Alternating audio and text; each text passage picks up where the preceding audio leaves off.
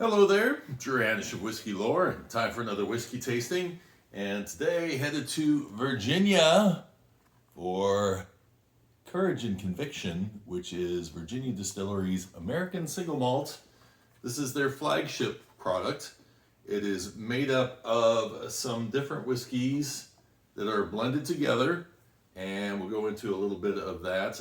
Those individual whiskeys, I believe, are also available sold separately. So, anyway, we're going to taste the flagship whiskey today, and it is an American single malt, meaning 100% malted barley. It is the brainchild of Dr. George Moore.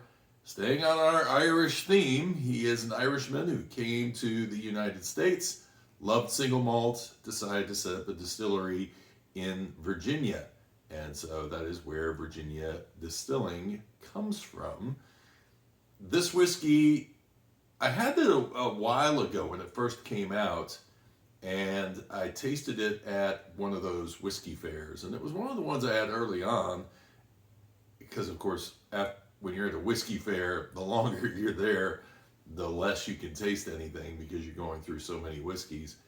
But it intrigued me, and I really wanted to jump into it and do a tasting on it. So I was in the store today, and it's funny because I was looking for a bottle of Old Number 7, a mini bottle. Those are really hard to get these days for some reason. And I saw this sitting right next to the one bottle of Old Number 7 that they had. Now, the reason I wanted the Old Number 7, I'm going to do a video about it, because I haven't tasted it since 25 years ago when I got sick on it. And so I want to see if I can actually taste it, because I love all the other Jack Daniel's whiskeys that I've had.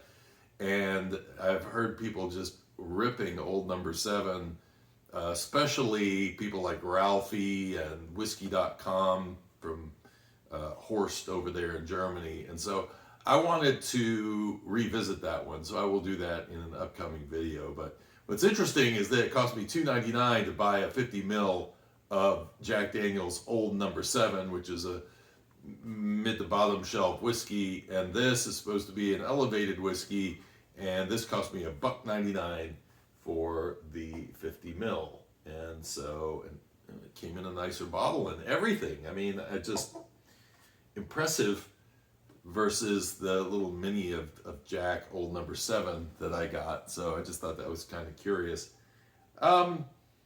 So the name here might confuse you a bit when you say courage and conviction. What does that mean?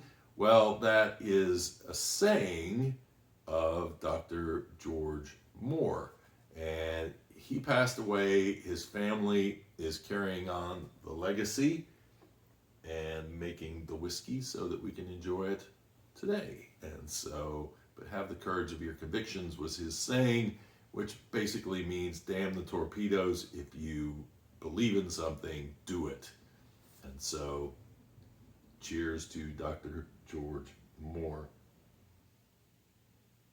46% alcohol by volume. And what's interesting on this one is that after, it seems like he was a little inspired by Irish pot still whiskey. This is not Irish pot still whiskey. However, one of the things that I love about Irish pot still whiskey, especially the stuff that I tasted in Ireland, is this graham cracker note that I get.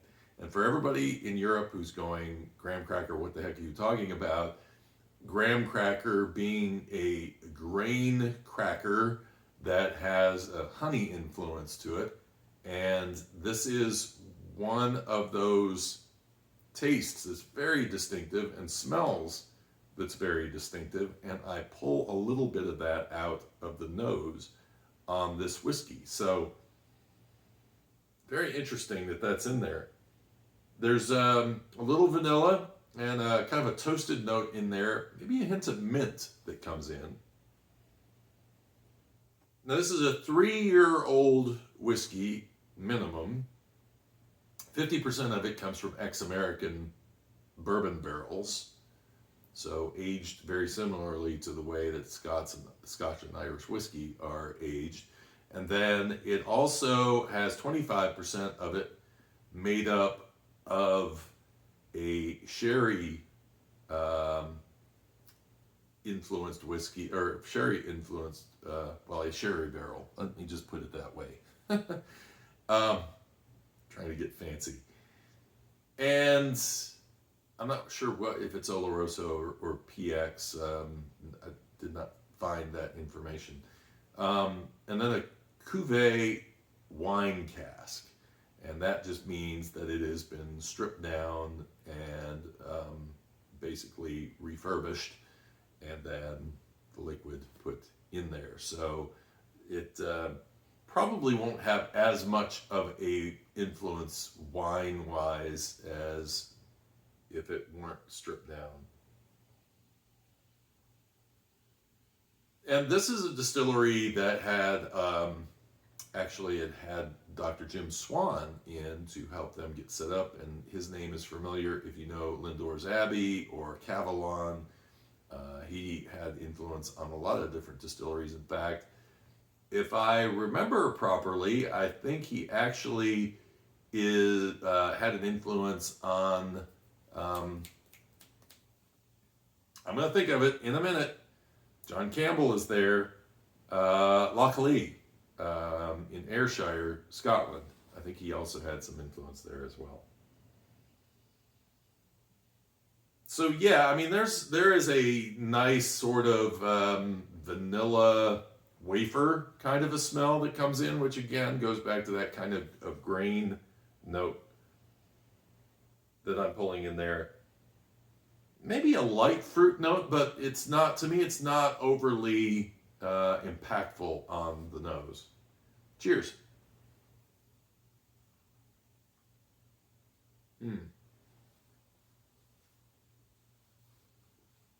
Again, oh, very much so graham cracker on this. With vanilla, caramel, definitely that vanilla wafer carries through on the palate. Very nice. Lovely mouthfeel. It's a medium mouthfeel. Milky enough. It's not a heavy whiskey, but it's substantial.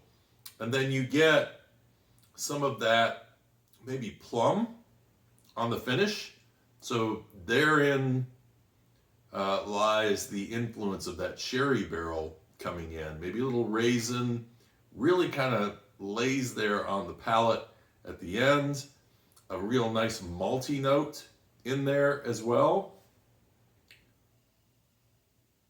And then you pull it back to the nose, and maybe you get a little bit more of that sherry barrel coming through.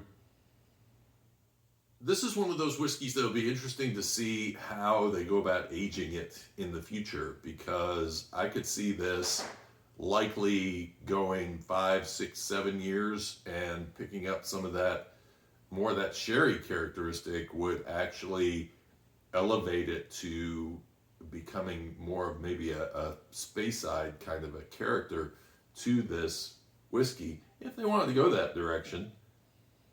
And maybe if I can find the sherry influence, that component by itself, it'd be interesting to taste that and see how that tastes. But no, I think this is a very good whiskey, actually. I am impressed by it. It is not one of those in-your-face kind of whiskeys where things are just kind of screaming out to you. It's just a really pleasant drinker. Again, the mouthfeel is a winner to me. That grain note that comes in there, I really like, and that the malty character on the finish comes in. There's fruit there, and you know, I mean, when I say very good, it's like it's somewhere between good and very good for me. I don't know if it's a solid very good. My personal preference. I feel like over time this is going to get better and better, but I'm sensing the complexity in this. For an American single malt, I think it's got a lot of quality to it, and it's one of those whiskeys to definitely keep your eye on. And as it ages more, I think that they really got something good going on, and so I look forward to seeing more of what comes out of Virginia Distilling. I mean, this is the type of a whiskey that really makes me feel like American Single Malt at some point is going to be able to hold its own against Scotch whiskeys, against Irish whiskeys that are coming out now that are much more refined as well, because the weather is a big issue here in the United States. It's a little bit more aggressive. The temperature swings can be a bit more aggressive, and so it can cause these things to have to age a little bit faster. And when they age faster, sometimes it's a little harder. You really got to know and manage your casks to keep them from going overboard. It may be that just another year on this really brings it to that point where you're like, man, that's a nicely aged. It's getting a little bit more of the barrel influence on there, because I think that's the only thing that's really missing from this whiskey is a little bit more barrel influence, which is weird for me to say because I'm Mr. I want to taste new make and I want to, I don't want to lose that to the barrel, but I feel like in this particular case, the barrel is only going to probably improve this to a certain point. But, nice whiskey, very nice whiskey. So, hope you enjoyed this. And if you'd like to subscribe and see more of these videos, I welcome you to do so. Like if you enjoyed this or learned anything from it. And until next time, cheers and slanjava.